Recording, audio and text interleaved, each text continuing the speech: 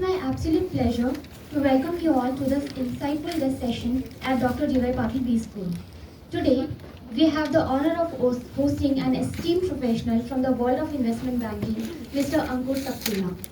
Mr. Saxena is currently serving as the Vice President at BNY Mellon, Pune, bringing with him an impressive 30 years of experience in the investment banking sector. His expertise spans across critical financial domains, including custody reconciliation, middle office operations, fund accounting, alternative investments, portfolio reconciliation, collateral management, and credit risk management. A certified Lean and Six Sigma professional, as well as a Scrum certified expert, Mr. Saxena has successfully led various high impact projects, including AI predictive models and linear programming. His dedication to process optimization, stakeholder management, and decision making has set benchmarks in the industry.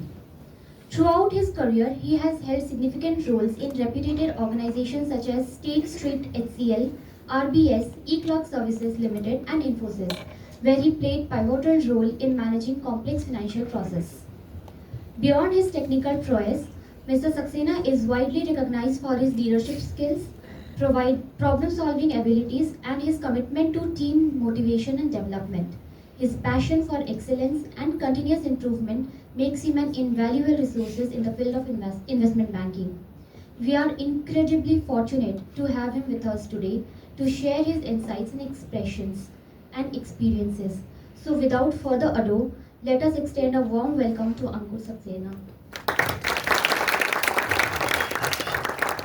I will request Professor Prajakta Yavalkar ma'am to kindly facilitate, sir.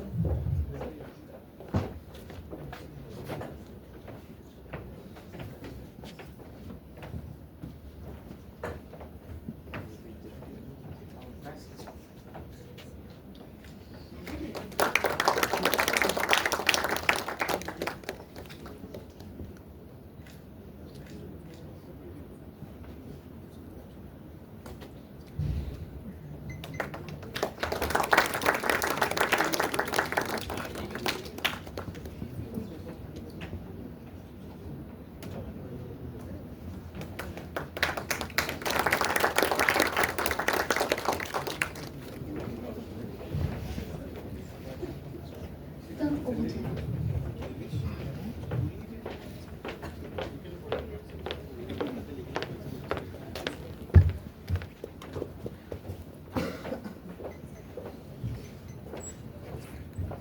Hi, good morning all. I hope you all had a good breakfast.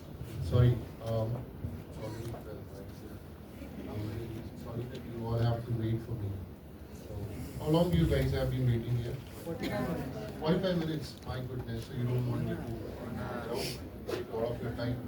Guys, this will not be more on PPT, right? I would have a conversation with you. Before the session, I asked the faculty, I mean, what is the background of the audience here? So usually when we look for MBA, in MBA there's a criteria that you go for your specialization in your second year, which is your third year. Right? But this is a PG degree, right? And here you select, I think, from the first semester itself. And if I'm not wrong, all of you are from finance background. Yes. Okay, all right. So I just want 30 minutes attention, and if you guys are doing something which is very important, critical, we can move out of the session. And if not, just pay your attention, alright? Keep your mobile phone on silent mode, just for 30 minutes. And your laptops, if something is very urgent, feel free to move on. Thank you.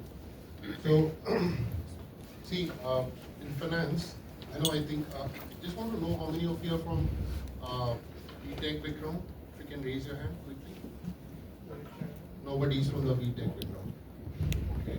How many are from commerce background here? Excellent. How many are from commerce? Sorry, this one. Arts background? Nobody. Perfect. So all of you are from commerce background, which means, and you guys must be from CBSE board? Yes, sir. Anybody who's not from CBSE board? Okay. So is it like ICSE board or state board? In the state board, how does it go? Like we select after our 10th, we select our specialization. Does it go this way? Okay, which is more or less is similar to CPSE. Like, how does it go for ICSE? Same way. Perfect. Because I mean, I'm not a pass out from state board or ICSE. That's why I wanted to do this. Thank you. So, which means that we have a very good background in commerce. Means after our 10th, we have read all the subjects of commerce and we are pretty good in it, right? So this is not new for you. So by now, have you looked at the opportunities which would be coming for finance, or what are the areas which you can explore or you want to expertise? Have you until now decided, or you are still not sure what exactly you should do? Any one of you who has made up their mind and they know that which field they want to go for? Yeah, which field you want to go for? Taxation. Taxation, perfect. Anyone else? Financial analyst. Sorry? Financial analyst. Financial analyst, perfect. All right. So what I'll do is I'll try to bring the opportunities which exist in your financial stream, and then you need to because nobody knows yourself I mean better than yourself actually, which subject you are interested in, and don't run after the money will follow you. So whatever you want to study, if you want to be expertise in tax, go for it, read for tax, right? If you want more interest in, if you're very much interested in auditing, go for audit. You got all the big four companies, right? Ernst and Young, EY, then you got KPMG, they all would hire. If you think that you want to be a techno-fun guy, then learn new technologies. Go for Python, go for SQL, learn more about the technology, spend more time into it. Because, right? If you think that I should be more, I'm good in mathematics. Let me look at the numbers well. Go for CFA, go for portfolio management. If you think that you are good in, analyzing the thing, or you want your career in stock market, go for all your NSE certificates. Now, if you want to be good in stock market, is it what, Indian market only? Or you want to explore something more? If you want to explore something more, then, and you also need to decide how much time you want to give to yourself. Are you looking for something which is a quick win for you, or you're happy to invest a long time? Right, so depending on different, individual, their background, right? Some want to crack it quickly, whereas some have sufficient time to go for it. So for example, I want to be an expert in investment banking, and I want to go for a CFA because I feel very good in equity valuation or in debt valuation, and I'll go for it. But now, do I have that time? Maybe because I have already spent a good amount in PGDBM, and now I might have an education loan too. But and then CFA would also have a cost. So is it okay for me to wait back for all my CFA level 1, CFA level 2 to clear? Getting my point. If not, then I have to figure out something that at least I get into a job where I could have some handsome earning, and then along with it, maybe 2 years down the line, because I might have a loan also, right? Passing PGDBM. Let me pay back my education loan, and I would also have some amount saved in my pocket. With that, I will restart my, CFA study or FRM or whatever it is, and then, I will achieve my goal, long-term goal. So you need to decide two things. One is the area of interest in which you want to pursue your career ahead. Second is your short-term and long-term goals. Very important. Right? So I'll just quickly go through the slide. There are certain areas which I have captured, and I can quickly walk you through them. So is anybody operating slide? No? Have to do that.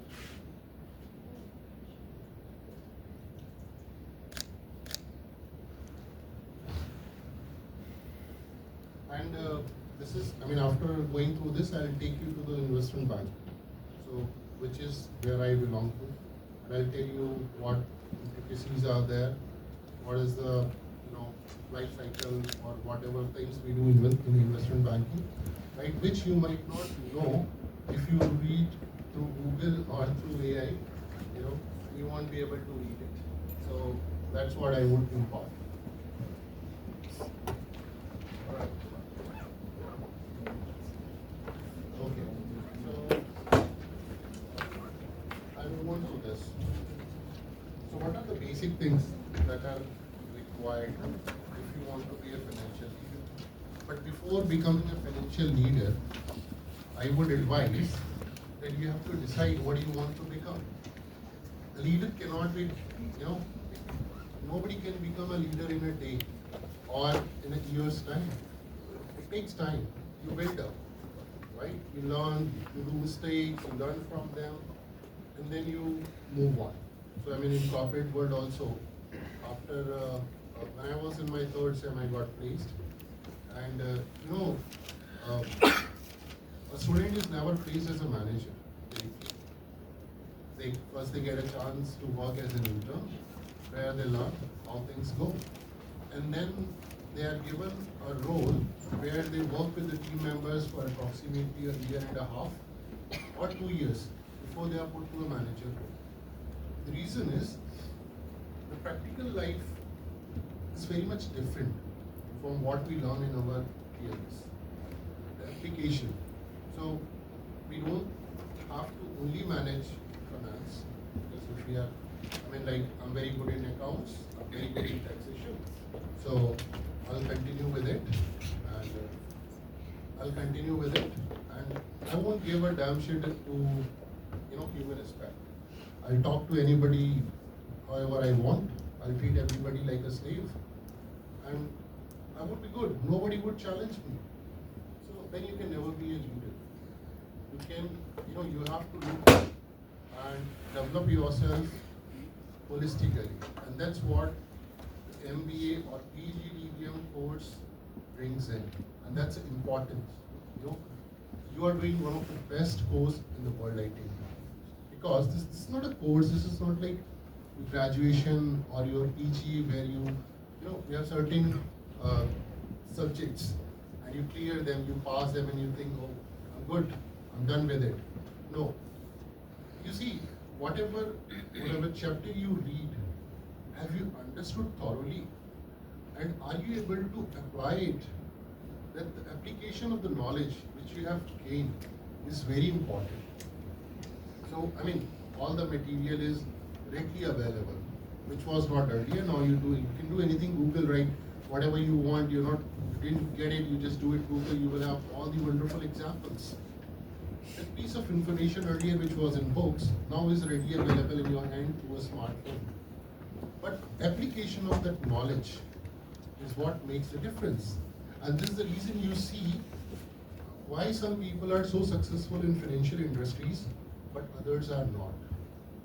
Because the application of that knowledge is very, very important, right?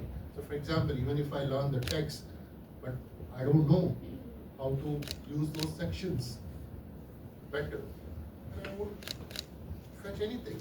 And there could be somebody who's having the same similar sort of knowledge, but he's able to give more savings than what I'm giving to my client. Then definitely I'm going to lose my clients a day. The better you apply the knowledge which you have learned, you will exceed towards becoming a leader. Okay. So this leadership is something which I will skip for now, because nobody is going to be a leader in 2 or 3 years of time. So maybe that discussion we can take some other time. What is more important in this session is, what are the paths for you? Because I want to give you that visibility. First you aim, what do you want to be? And then study towards it. Once you have acquired the entire knowledge in it, then we will think of that how we will become the leader in it. So some of them are corporate finance. So anybody knows what is corporate finance? Anybody knows what is corporate finance? Nobody knows. Investment banking? Right. So investment banking generally helps in merger and acquisitions and acquiring. Don't worry, if you guys need this slide, I will pass it on to you. I don't have any proprietary on it. Probably this is also a part of AI. It's available, don't worry. We'll share it now and you can send it to us. Don't worry about it. Just focus on what I'm saying. Yeah. So the first role of the investment banker is to help companies with the IPO and then also advise them on the merger and acquisition and FPO. Okay. Any other thoughts? No other thoughts. Okay. I'll come to it one by one. Don't worry. Asset management. So managing clients' assets. Clients portfolio. Any other idea? Asset management. So handling clients' financial assets and advising them to invest in different sections of the sector. Okay. Consulting and fintech. New. Consulting and fintech. Any idea? No. Don't worry. You can give the wild guess. By the word consulting, I can say that giving financial advices. Giving financial advices. See, consulting does not mean financial advice. Consulting means you are giving advice. Giving advice to But it is anybody. related to finance, so I'm Yeah. You go to doctor for consultation. Yeah. Right? You go to lawyer for consultation. Okay. Thanks. Fintech. Digital solution to financial transactions in accuracy Sorry, come again. so digital solution to financial transactions in terms of enhanced security and accuracy. Okay. Financial advisor. You know what is financial advisor? So advising clients on how to invest, where to invest, and which asset classes would be suitable for them, according to their risk appetite and the time horizon they have. Okay. Alright, so I see that only few people are speaking. So others are not comfortable or this session is too boring. Could be only either of them. So if you don't mind, with all the due respect, I'll just pick up people from the crowd and I just want to know your view. And no view is wrong or right. Every view has got their meaning, it has got their importance. It's just that, probably one is not able to see what you can see from the other side. Okay. What is the difference between a financial advisor and an asset management? Who should I pick? Sir, you, black t-shirt. Sir, financial advisor is a person who gives financial advice. Like if a person is having some amount of money around 20 lakhs rupees on a minimum, like if it is he is investing minimum 20 lakhs, so he will give financial advices. Yeah. And sir, asset management is like I'm not sure, but the person who manages the assets, like if Manages assets. Whatever assets somebody has, just guide them when to move on. try or to when generate returns over the assets. See, you know things so well, but why you didn't raise your hand and spoke up until now? You know it, right? Sit down. Fantastic. You said right about the financial planner, and guys, we should never hesitate. That's a one point. The moment you hesitate and you don't speak up, you pull yourself back in the crowd, or you pull yourself back in the race. You have to speak, no matter what it is. क्या होगा? बहुत ज़्यादा सामने वाला बोलेगा यार ज़्यादा शाना बन रहा है, right? Or else what? उसको आता नहीं है. Doesn't matter. Doesn't matter. You guys are, the Gen Z. You don't care about anybody. You do your things your way. Then why not talk here? Tax consultant. Okay, we already discussed tax consultant, right? Okay. Then risk manager. Risk manager, we all know. Risk manager. Are you able to see or you are just hiding? What is okay? You can sit on this chair. First seat is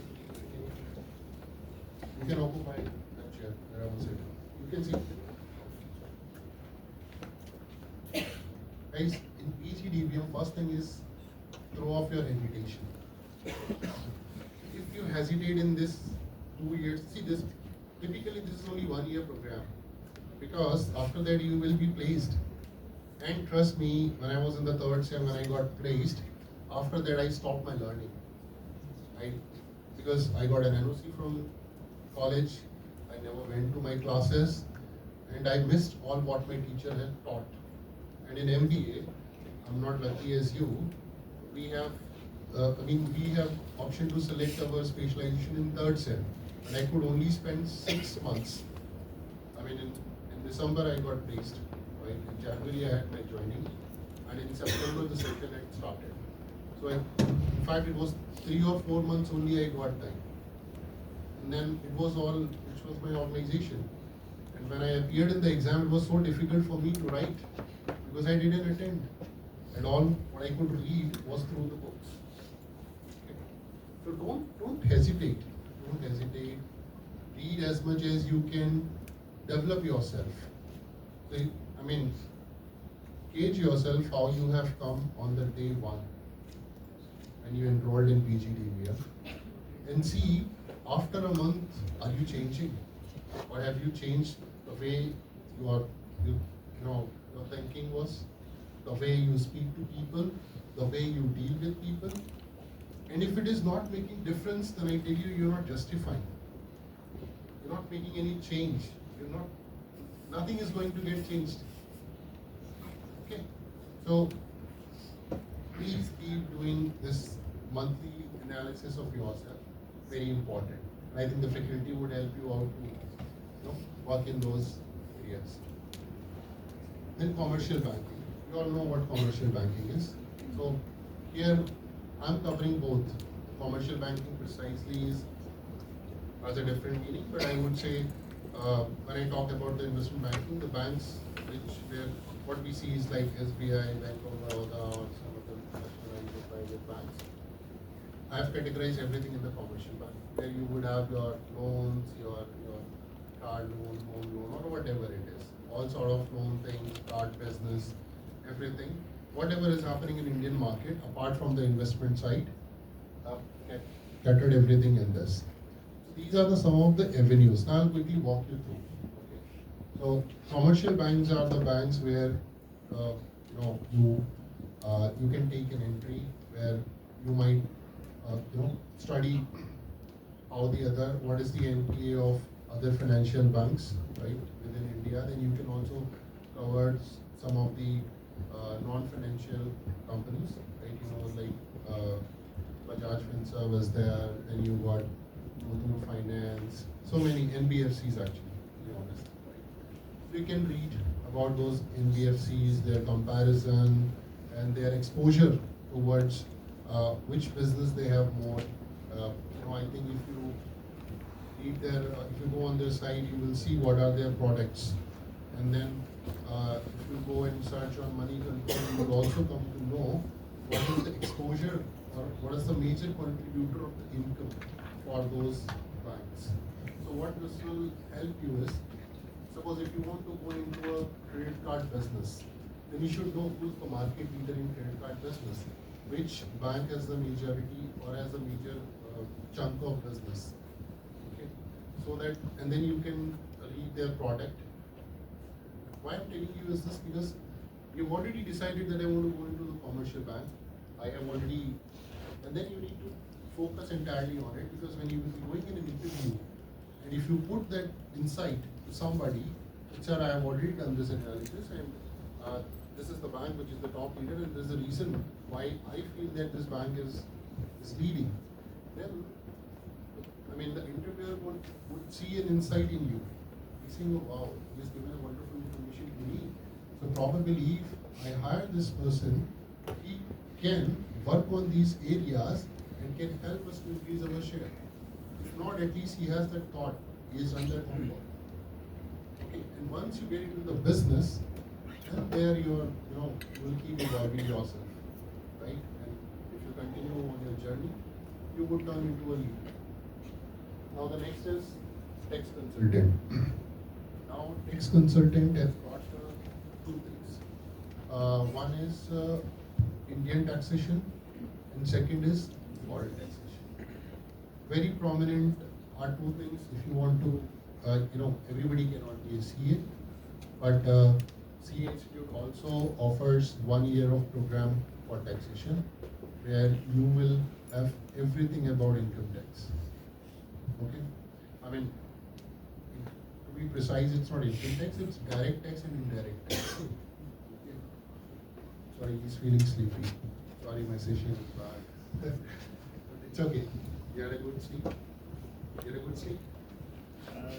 Yes, sir. You had a good sleep. Did you have a good sleep? Yes, sir, definitely. Okay. Can I have a glass of water? Sorry, I'm a little bit orthodox. Alright. So, now, if you want to look for taxation for India only, go for 1 year program or diploma for taxation. With this, you will not have the authority to become a CA, right? You won't be able to, I would say, authorize somebody's income tax, right? But you can at least start your own firm and you can start filling, income tax files or some other stuff. You can start your own firm and you can start practicing, right? You can become a consultant, right? Where you can guide people that how they can save tax. But now if you think that no, I have to get into a statutory body or if I have to have a position which is more of a chartered in nature, then you have to go for a CA. And if you want to do it for US, then it has to be a CPA. Right. So CPA, again, this has a, because Indian labor is very cheap, and that's the reason. The bank in which I work, it's a Bank of New York. We don't operate in India. And in fact, I don't do anything which happens in India. I do everything which is done globally, right? Which is even done in Europe, Australia, or Asian, within Asia, but not in India. So why these businesses come to us is because the difference between Indian currency and US dollar, right? Or so that's the reason why foreign banks or foreign companies are coming and setting up the office. They think that the work which can be done from the remote location, why not put it in India? Because Indian people are good in communication. So unfortunately, China also have a high population, but they struggle in English. They use their own language. And I mean, not sure if you have ever got a chance to speak to Chinese or people from Singapore. You will see they struggle a lot. Whereas Indian people are very adaptive. The quality of the students is quite good. So they find it easy to set up the center in India. Now once the center is set up, the entire piece of work will be brought to India, and the hirings would also be done. But the challenge is, we have not learned their taxation.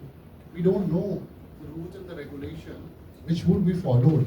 And unfortunately, interware wants that they should understand the US and the UK law. How would? When I only know SEBI, how would I know the NASDAQ? I won't know. What is the criteria of NASDAQ to list something? I don't know. If you ask me for NSE, BSE, I know because I have done the NSE certification. Right? And that's where the challenge comes. And I think that's what I want to impart in this session that you need to see if you want good packages. Good packages would only be given by these banks because they receive in dollar.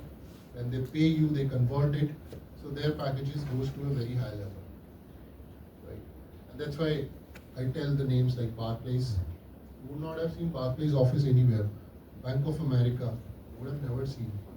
Deutsche Bank tried to operate in India, but I think they have now vanished. They only, they have the office, but all the work is from different countries.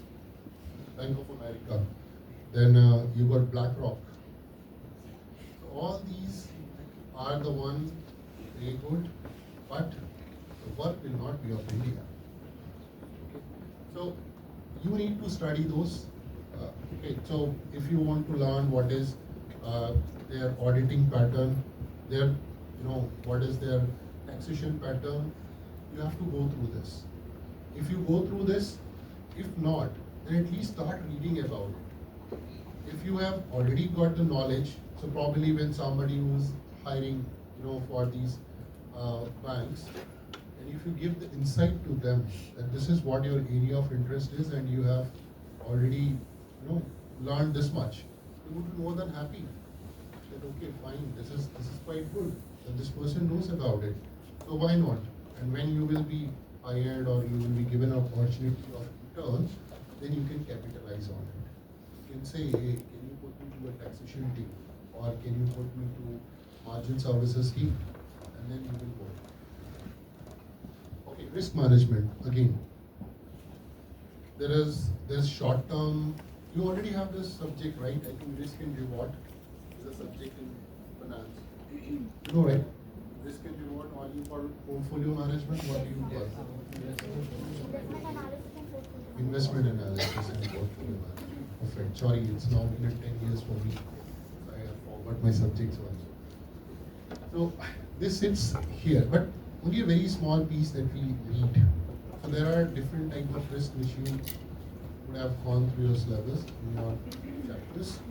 Now, the wider thing, if you want to be into risk control, then it is FRM, financial risk analysis. Again, FRM is a lengthy course. It would take you 3 years. You don't have that appetite. Go for a crash course, which is of only a year. It will give you all the visibilities, right? And then you get yourself absorbed into a risk team, this risk managers will be hired by all the four giant this consulting companies, which is your Deloitte, KPMG, EY, and PwC. Okay. So they all would hire you. Okay, and then see, taxation also you will have this big force, banking also, risk manager also you will get it. So it starts with risk consulting. You would be hired basically, and then you would be put to different fields. So it's not like one person is there and he is going to study the entire risk portfolio. No, it doesn't work that way. So how it happens is a product would be picked. So for example, if I'm working on the margin service, and then within margin services, margin services or collateral, collateral services. Okay. So collateral service, within that, what I'm doing is I'm collateralizing some equities. Now this equity belongs to a country. That equity would be given to a certain batch or a department within the risk department. Their role would only be to analyze risk associated to equities. There would be a department which would only analyze the risk associated to debts. Now, see, if you go drill down further, you can expertise. Now, I'm a risk manager, but I have my expertise in equities or in debts product or in alternative investments. So alternative investments are, so basically your all securities can be divided into either equity or in debts, and anything which can't be divided among these two is called as alternative investment, which is the new thing, right? So now, which is also known as AIS, Alternative Investment Solutions, which most of the banks have. you can be put into any of the thing. Now again, your area of interest, what you want, which one you want. Okay. And then financial advisor, I told you this is something which you can do in India itself, right? Financial advisor, if you want to work, then you will have to do CPA, and then you can start practicing in abroad. You'll have to take the license, and then you can have your own clients, which sounds a little more lengthy. Okay. For a short term, you can just start with Indian taxation planning, and then you take a certified financial planner. This is very quick. I think in a very short span of time, you have to just crack an exam and you will be through it. Okay. Then coming to consulting. Consulting is like, this is more like you have a client. So what happens is like banks have got high net worth client. Okay. So they have invested, they have given the money to us, and they say, okay, fine, to manage my portfolio, I don't want to get into it, just give me a 10% of return on year basis or 5%. Now they would have, I think for a high net worth client is 1 CR in India, and for US and UK you should have $1 million. Am I right? Okay. So with this amount, so these people have a very huge amount, and they have given the money to you, and now you have to do all this, whatever it is. Now some of them are institutes. So when I say institutes or the organizations, they could be the mutual fund, they could be LIC or some other like pension funds, like all this institutes. So they would come and we say that, okay, fine, let us help you in your business. So what we will do is, we see your, the way you're processing your things, they are very much manual in nature. So let's try to automate them, or we can provide you a better solution for this. So in that case, it's more like a sales sort of thing that we do to our existing client. We reach out and we sell our new products to them, and then we help them out. So this is more a consulting sort of, right? We see that we analyze their their financial reports, and we see that, oh sorry, see, you are incurring a lot of non-operating expenses are too high. So we discuss with their management, and then we propose, why don't you give this piece of work? Maybe your record keeping is too heavy for you, and you are incurring a lot of things. So say 5 million or say 50,000 you are spending yearly. Give it to us. We'll do it in $10,000. They're happy, saving $40,000. They will give to us. Okay. Then taking their manual efforts on some automation tools, because they're having so much errors, which is resulting. In India the penalties are not heavy, but in abroad, in UK, in US, the penalties are so heavy because they literally break you down. So people have a they're very fearful about committing any mistake. One mistake is like it's gonna pay them. It's gonna pull them at least 5 or 6 years back. That amount of heavy penalty they put on the banks, and that's why you see a lot of hiring which is happening for the risk assessment and the consulting program. If you go on LinkedIn, you would see very often. Earlier it was not too much, people were not investing too much in risk, but now there's a lot of, because we want them to assess and how this risk is derived. Again, if you have the text knowledge, right? So for example, UK is driven by gas, right? So, or US has got Fed Reserve, right? So those are the areas, and all the policies of them has to be abided by. You all know Basel, right? Basel Committee, now Basel III is there. What are the requirements of Basel III? So one need to ensure, and it has to be embedded in the system in such a way that none of the Basel requirement should breach. If it breaches, then the penalty would be there. So all this aspect will come into the consulting. Now asset management. Asset management is very much like where you are managing institutes. Okay, for financial planner, usually you don't go for institutes. What you do is you have an individual person and you guide on their taxation and get that sorted. But asset management is more about working with the institutes, with the mutual funds, because they have crores of money, and they can't, bluff because everybody has invested in them. So there's a very high responsibility because of the regulatory requirement also. So they cannot shuffle the money easily. They need some approvals as well. So this is where we sit in the asset management. Now within asset management, as I said, there could be like financial planners they can hire. So where somebody who would be having a very good knowledge on certain aspects that can be utilized here. Then if you are good in here, corporate finance, or if you are good in risk, then you can be also a part of asset management, right? So all these teams work in hand. Nobody works in isolation. So the risk team will give inputs to investment banking department. Based on it, they will, flip their portfolio so that investment can be optimized. Now coming to investment banking. Now in investment banking, there are so many things, right? Like onboarding of a client. When you get a business, then you onboard them in your system. Then you would have some trading activities, or whatever they have opted for. So within that, those trading activities would be done on daily basis or as a frequency decided by the client. Then you are going to have a daily operation mechanism to ensure that they are in control.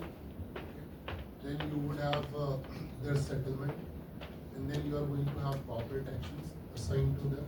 So, for example, we made a client, and then now the client has to be onboarded, which is as simple as like you do in the commercial bank, where you have a client and then you do the KYC, you get them onboarded. They are on a platform where they can start, trading activities like Zerodha or ICICI Direct or whatever it is. So from that mode, once you start, then the settlement cycle will also be there. So once they have taken the shares or whatever securities they want to trade in, once this has been done, then the settlement of which is not visible to client, but I'm telling you all from the bank perspective, that now those securities which they have bought, they would be settled. Either it is done on the exchange. There are so many other markets like OTC, over-the-counter ones, which is more popular than exchange traded.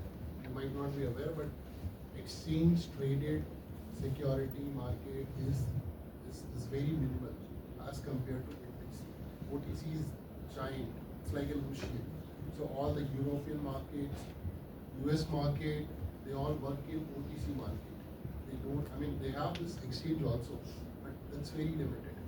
And the all together, because they have this swap dealers, they have, they call it more, swap is very popular in trading. FX is also one of the product, which we see FX swaps, IRS swaps, CDS swaps, all these OTC products, if you guys read, it would be good. So OTC market is big. Then once the settlement is done, then it could, then you need to ensure that your client, whatever securities they have traded in, they are already kept secure. So you would have some custodians, like, or depositories like NSDL and CDSL in India, whereas in abroad it is BTC, it could be Crest. So there are different, you got ICE also. So you got different depositories where their securities will be kept secure. As per Fed rule, it is one of the responsibility of the bank to ensure that the client money and the client securities are completely secured, and there is no manipulation in any of it. Whenever client want, they would be able to pull it, and there should be no mingling of bank asset with the client assets. Now, security of we have ensured that their assets are secured. Now we need to ensure that if we see any unforeseen reason coming, which is going to be triggered by the risk department, they're going to give a notification. For example, Ukraine and Russia war started. So all of a sudden over the night we got a notification that no Russian security will be traded. And all the way immediately in the night, IT team worked in all the accounts where we had the Russian securities were freezed. They all were freezed. No trading was allowed. No settlement was done. Okay. Now, within this, what happens is we already have some money, and now client want us to. They say that okay, I have got say 1,000. I'll make it more easy for you for Indian context.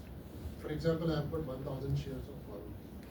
Now I've kept it, and I'm a long-term investor. I don't want to sell them out. Now what to do with those shares which are there? So something called SEC lending, security lending. Not sure if you guys have heard. So what happens is, in foreign market, you are going to lend those securities to some other bank who might require it, and you want to charge some money from them. By this, you are going to earn the revenue. So this SEC lending is another big business, chunk business in investment bank. And once you give them, and then you take them back, right?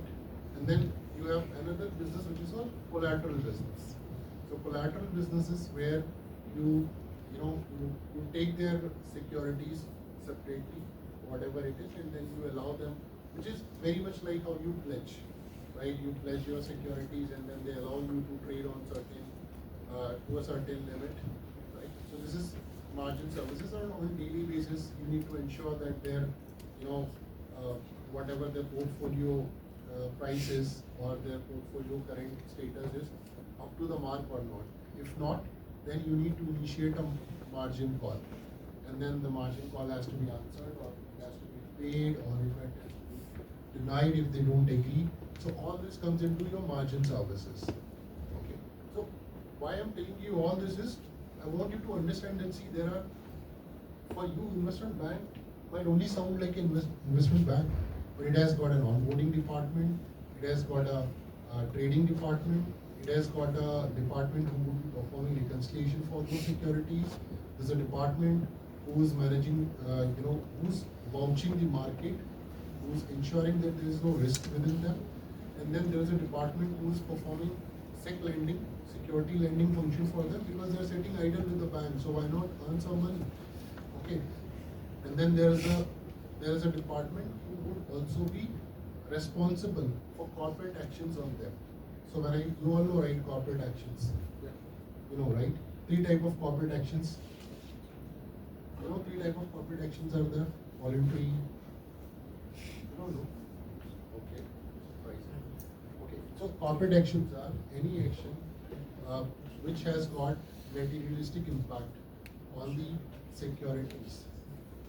Right? That is what corporate action is. So, or I can say which has a material bearing on the organization. So if your head office is changing, say it was in Mumbai, now it is being moved to, head office is getting moved to Delhi. So this more, it's more about company, normally you will find all this. Right? I'm only telling you from the security or financial market perspective, what the corporate action is. I'm not touching the entire gamut of it. Okay. So like you receive dividend. So dividend is what?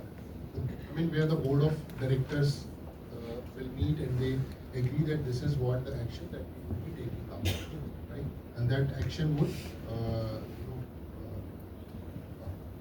executing that action would be a corporate action. Now, dividend is done. A company has decided that they will give dividend of 10% on so and so date. Now on this date, all the entitled holders would be receiving dividend. Now it would be paid with that. Now my client doesn't know, right? I mean, if you buy the shares, for example, if any one of you has done the trading, you buy the shares, but how automatically the interest the dividend you get, it gets credited into your account by default. There's a mechanism behind it, right? Your CDSL or NSDL, where you, which holds your securities in demat format, they gonna collect the dividend from the company, and they gonna pay it back to your broker, and your broker is going to get them credited in your account. And that's how, within this, broker is performing a reconciliation with NSDL or CDSL. CDSL and NSDL is performing reconciliation with the company with whom they are getting it. So all this you will have in this. Now it could be a bonus also. It could be a spin-off also, where spin-off is where you spend you have a one share, now it is going to become 5 shares. Right? Or, no, it could be interest also in case of bond, where you might be receiving some money. Now, again, somebody has to coordinate between the issuer, take the money, pass it on to your bank. Okay. So all these are corporate actions. Now, how they are being done, definitely there will be an event which will be triggered. That event has to be captured in the corporate action application, and it has to be tracked until they are closed. So read about corporate actions also. Make a note. Very important. Corporate action, settlement cycle, stock lending, and then comes loan. Very important. Sorry, I think I'm taking too much time, but then I feel like it's very important if I do teach about this. Then loans. Loans has got two things. One is your loan syndication, another is your loan agreement.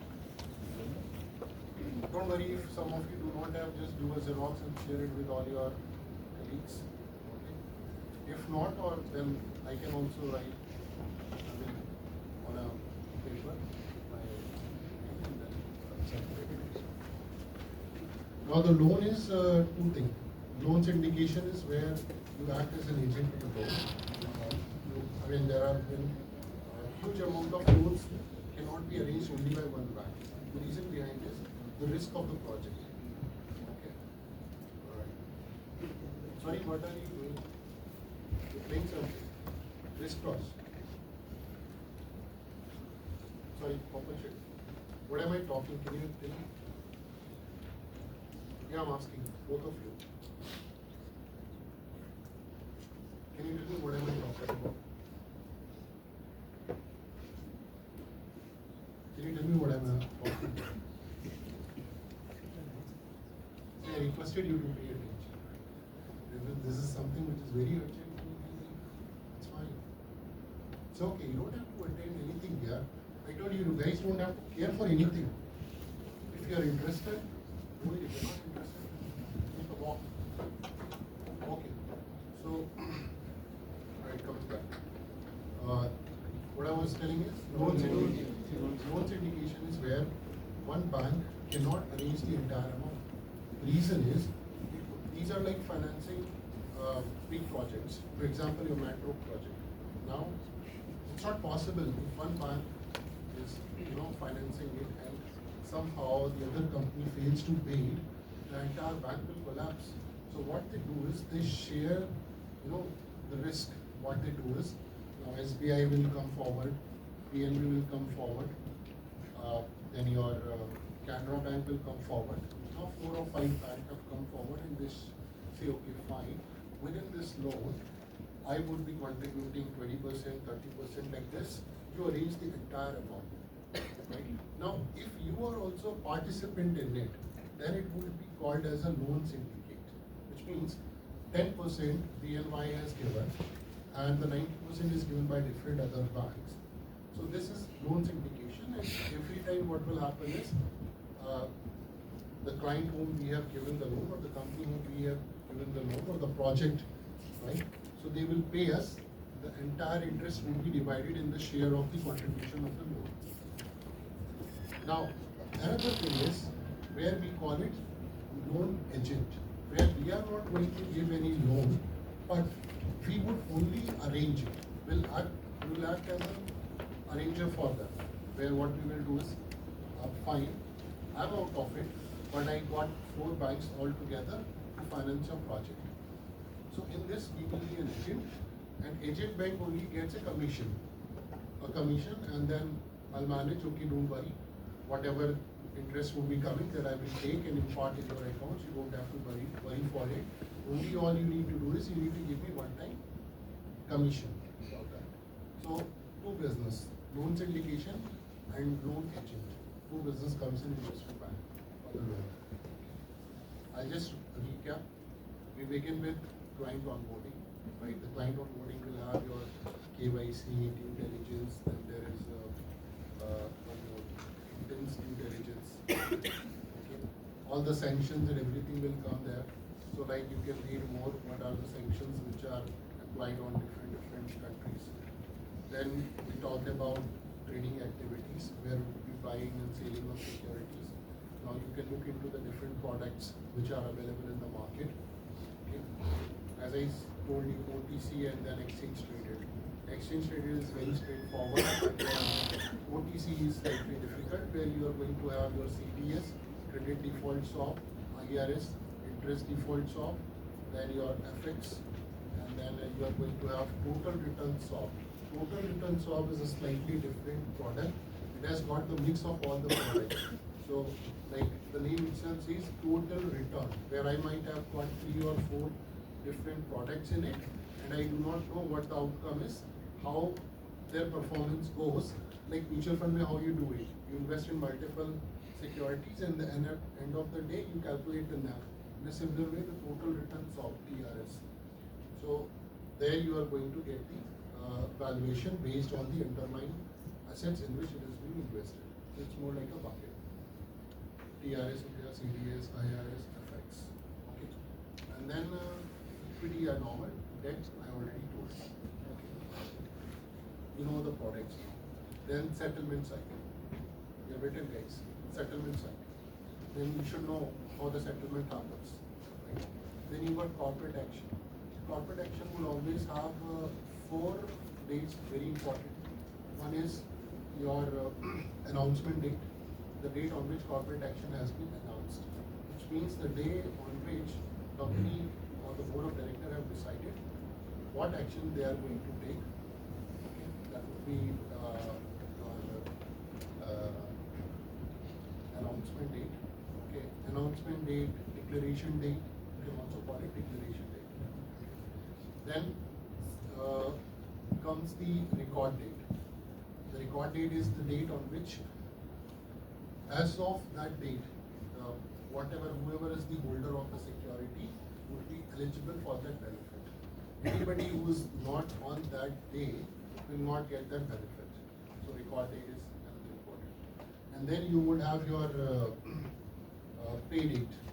So pay date is the date on which you would be receiving the benefit of the corporate action. Okay, so maybe bonus share, maybe dividend, maybe it's spin-off or whatever it is. So the benefit is going to be derived on the pay date. 3. I think there's one more date which I'm just skipping through my mind. There's one more date. Just go and Google, you'll find another date. But very important, these 4 dates. When it has been declared, when it is going to be the record date, and when it is going to be a pay date. Now you have got all the corporate actions which are getting. The second lending, you both second lending, security lending. Then collateral management or the margin services. So collateral management is simple, where you are allowing your client to leverage on their existing collateral to trade on more activities or to take up more activities. And why we do this? Because as and when somebody would execute any trading activity or any service from the bank, they will pay charge to us. You would have seen if you go for intraday trading, there will always be a charge. And now you say why they are giving us this opportunity, all zeros and all this, that you have 1 lakh rupees and they allow you to trade up to 10 lakh for the intraday. Or because if you are going to trade up to 10 lakh rupees, you will generate brokerage for them, which is like 200, 300 rupees at least, right? So with this, they generate their revenue. And at the end of the day, by India time, I think by 350 they're going to square off your this. So this is the importance how you allow your client to trade or to perform the activity, because it is going to generate revenue for you. Right? You already have the collateral for them, so nothing to worry about. The collateral is done. Then you're going to have one more thing, settlements. Settlements written. Okay. Settlement is all done. Now within settlement you have got teams like trade capture. Then you got cash postings within this. So these are the teams like the team who is responsible. Then trade affirmation. Trade affirmation. So there's a team who confirms, right?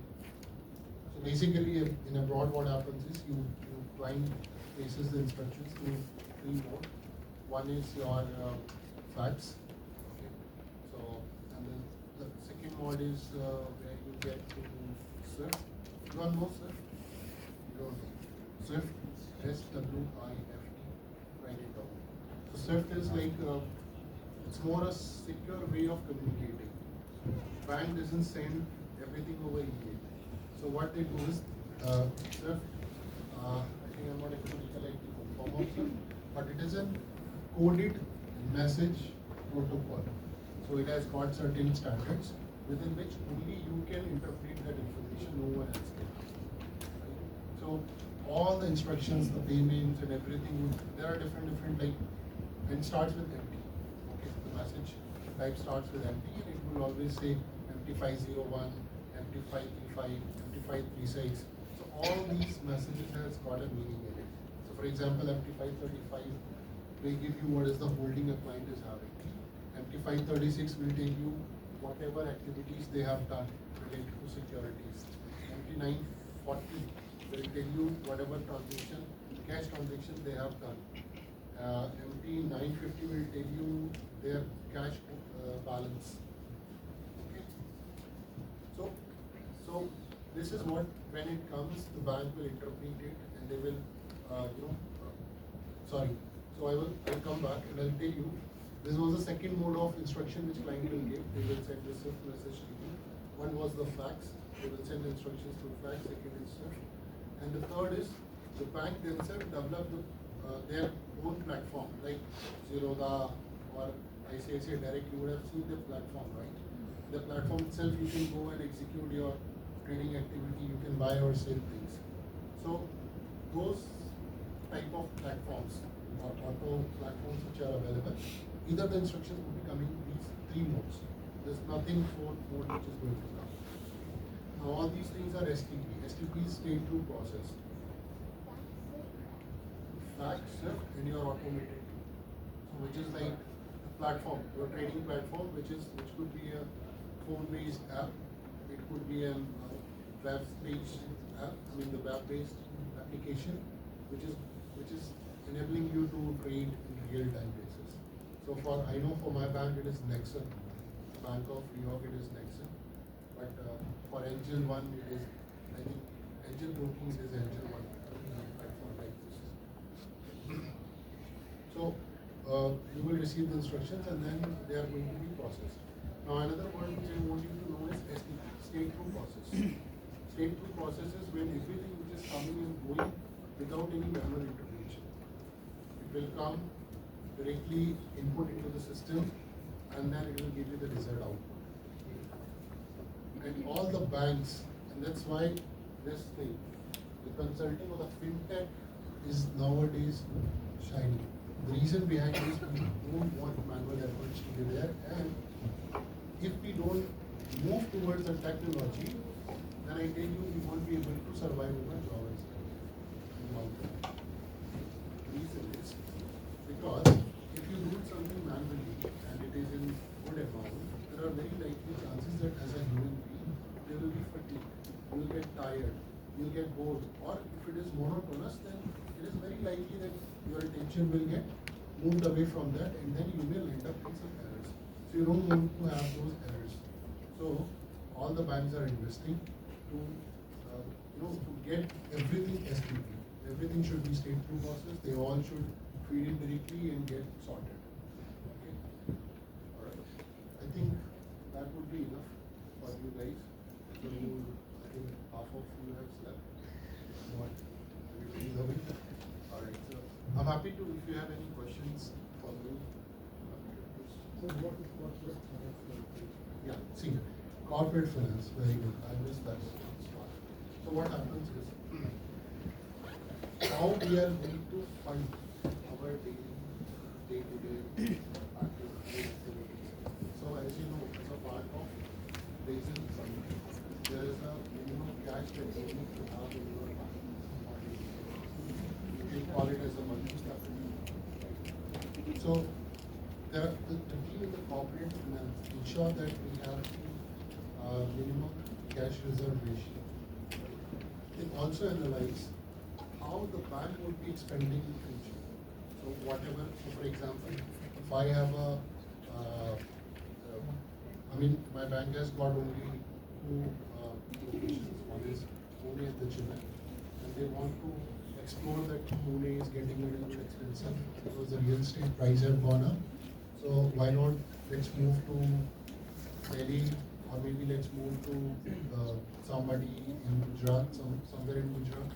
The corporate finance team's role is to analyze how financially we can leverage, things like in terms of location, in terms of salary composition of the team members. I mean, of the employees actually. Right? So all those policies are framed there. So the corporate finance more work for the management or for the CEO of the company, where they would know the balance sheet, the balance sheet thing would be dealt here in corporate finance, where they would see what is the salary that we are spending, what is the money we are spending on, acquiring the premises, what are the what are our operating, non-operating expenses, everything, and then they drill down in everything, and then they frame the policies that how we can improvise on it. So all those calls will be taken by corporate finance team. So this is a cream layer. So usually you don't get entry in corporate finance easily because people there are more like they have already excelled in their space, and they have the acumen, the business acumen, to take that call and frame that policy. So for a new one, it's slightly difficult. That's why I did not talk much about it. Once you have done all this, then you can say, I hope I answered the question. Because all of a sudden when I was talking, it struck to me that it's bad. I mean, this session is more to guide you on what to choose or what would be your roadmap ahead. So I should not be talking about something which is which you can take a call. Once you know your things, then you will take a call. More questions? Ask answers. Any questions? See, if you don't ask me questions, then I'll ask the question. Ask, don't hesitate. So if I want to get into fintech specialists, what is the roadmap for it? Great. See, for the fintech, what you have to do is you have to learn the new technology. So when I say, first of all, you need to learn SQL, learn Python, learn AI. AI would be difficult for you. Begin with linear programming. That's the first step of AI. Once you do this, it becomes easy for you to interpret the things. Getting my point? Then what more you can do is you can also go for Power BI. Power BI will not give you immediate effect, but it will help you to analyze the data, to read the data pattern, with which you can think, you can get some idea that what is the pain area that you need to work upon. Okay, so I'll give you an example how the fintech guy would help. So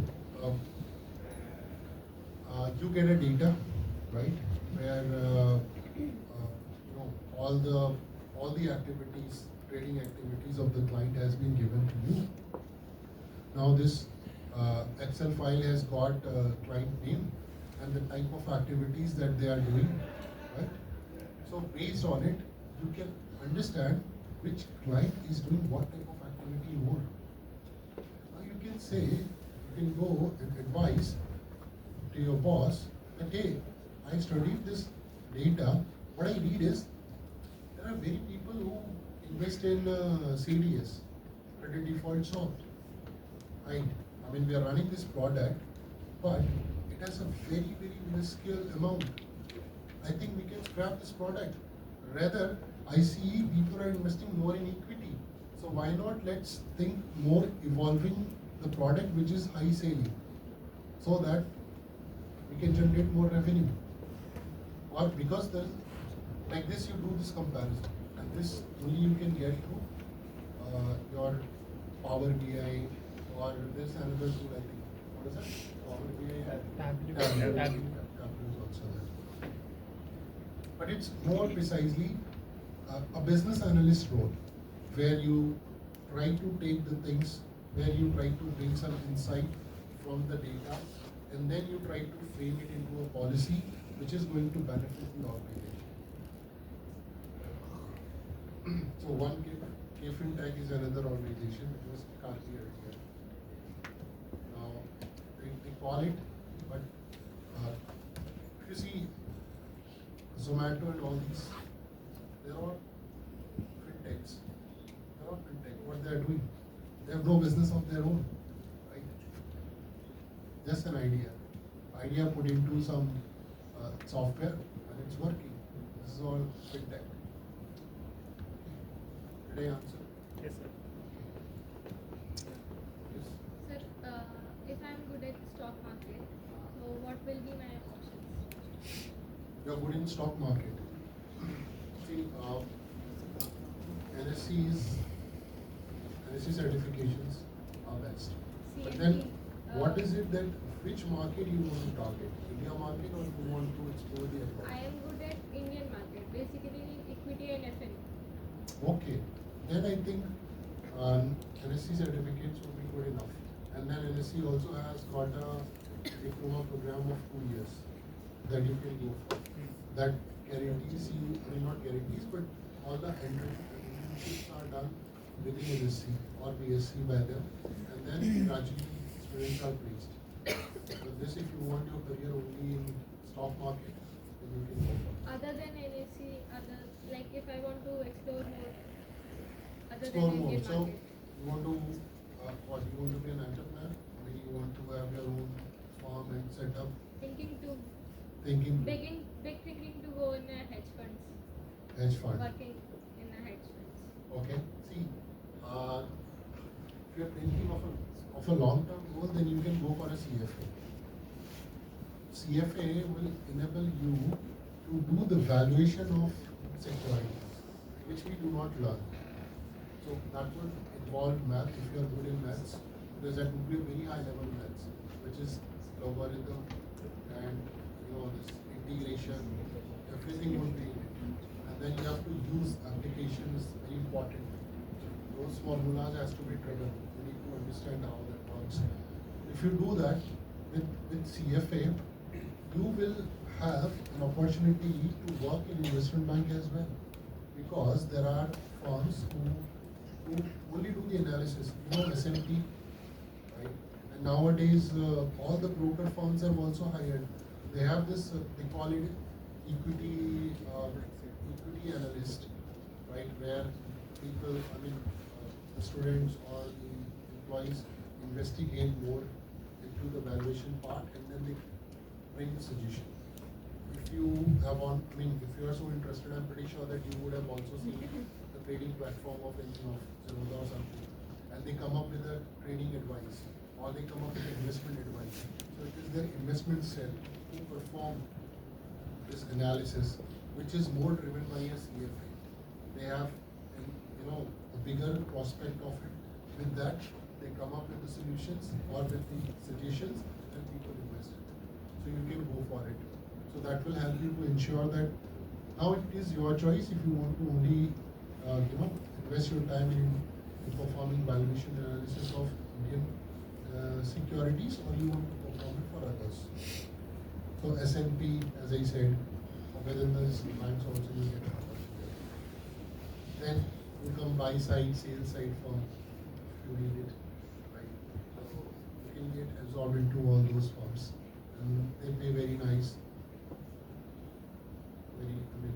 good amount of money. Any question?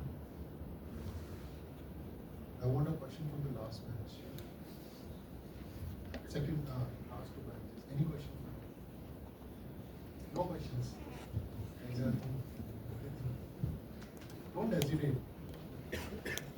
Okay. else I will ask the question. So what I want is, I mean, it would be my other request, that go through this, go through all the opportunities which are available. I'll share the slide with you. Think where you want to specialize. What is the area which you want to pick up after this session?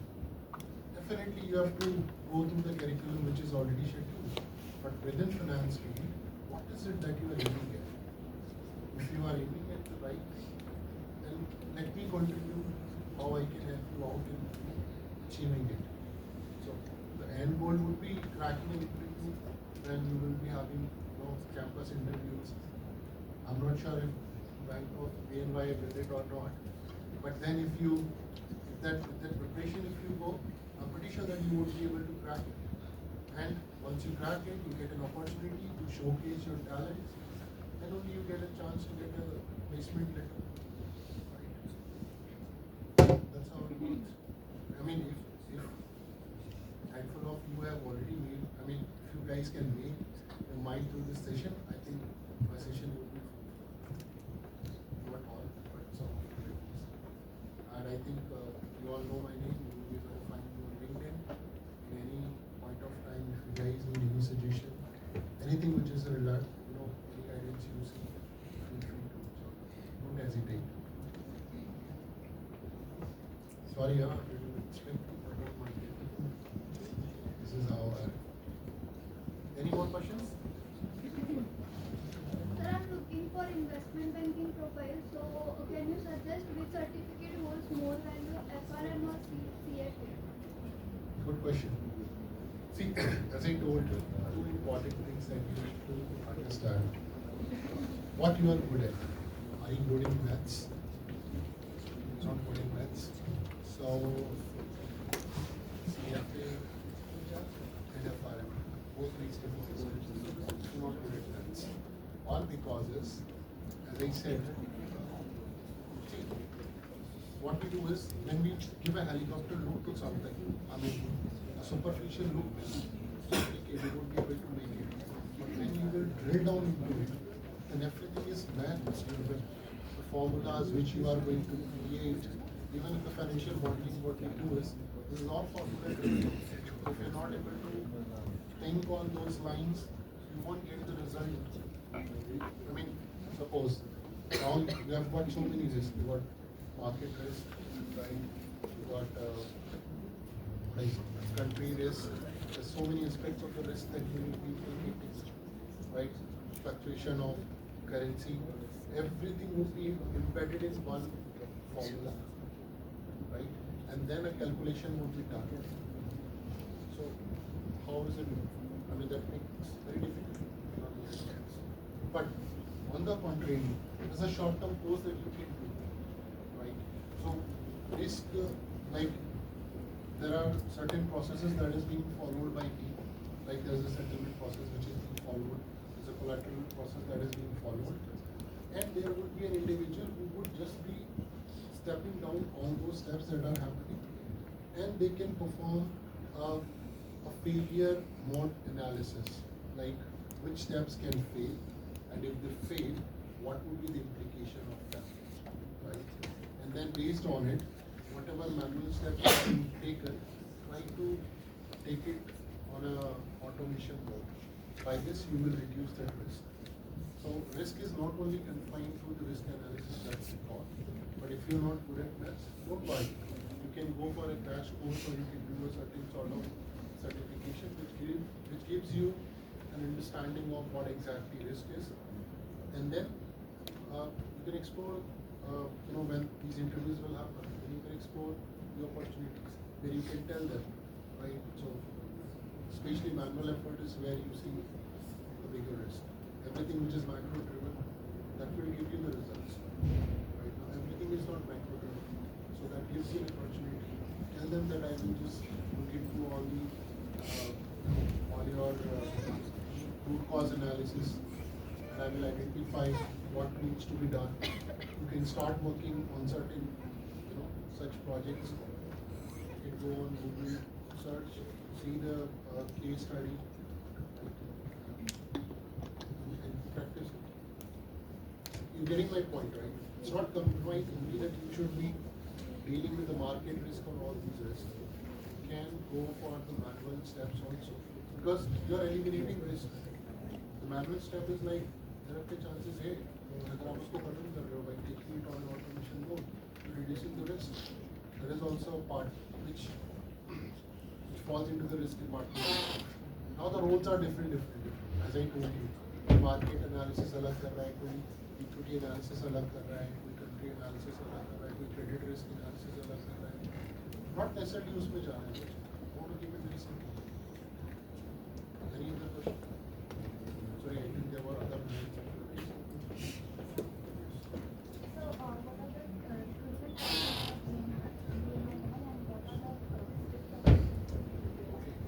Process. That's what HR will let you know better, but what I can tell from my experiences. So usually, bank has tie-up with institute. So we visit those banks, those colleges, and then we interview them, and then students who are shortlisted, they are given a month chance as an internship, and then they are deployed into different departments. And it's more like I would say a lottery. Lottery in the sense, you do not know which department you are going to be part of. So for example, if you are from HR, then definitely you are going to go with HR. But if you are in finance I told you, right? So many things, loans, loan settlement, corporate action, there's so many things. You do not know where you are going to go. And that's how even I landed. When I was in my third, I had no clue of what margin services is. I only knew initial margin, variable margin. But when I was interviewed, fortunately I was able to answer. And the manager picked me up, said, okay, fine, good. And got an option to work with them. And then later on, so it's more about what you get in whichever department you get. So that's why I gave you a holistic view of all of them, so that it becomes easy for you to work with them. And based on your project, manager will rate you how it was. If you exceed, then your placement letter is confirmed. If not,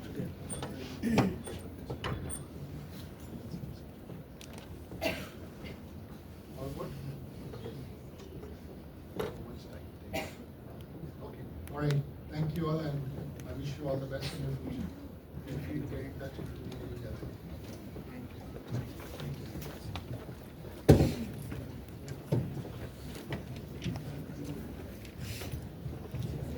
On behalf of Dr. D.Y. Patil B School, I would like to extend my heartfelt gratitude to Mr. Ankur Saxena for taking the time to share his invaluable insights with us today.